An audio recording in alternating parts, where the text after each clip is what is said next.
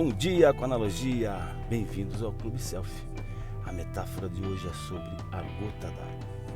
Você já deve ter ouvido falar nesse ditado, né? Essa foi a gota d'água.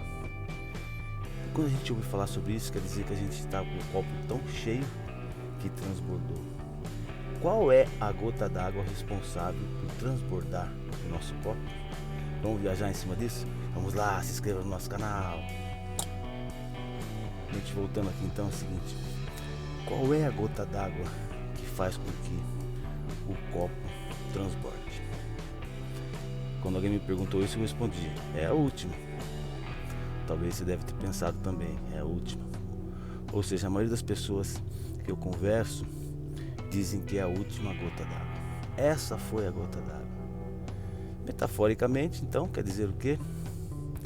Que eu estava com aquela situação tão cheio daquela situação, o copo estava tão cheio, que a última gota, uma pequena gota, foi responsável por transbordar todo o copo. Será que aquela foi a responsável?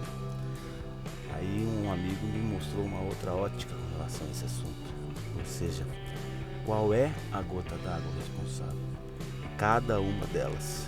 Ou seja, todas as gotas são responsáveis. Desde a primeira vez que alguém te ofendeu, me ofendeu, e a gente guardou uma gotinha de mágoa.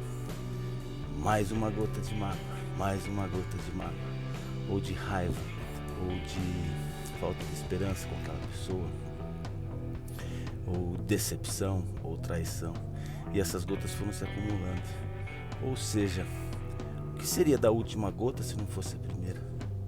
E o que seria dessas duas gotas, a primeira e a última, se não fossem as intermediárias?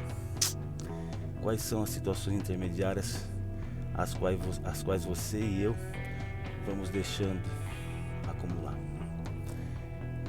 Que tal a gente amadurecer, esvaziar o nosso copo antes que ele transborde e conversar com as pessoas a cada gota?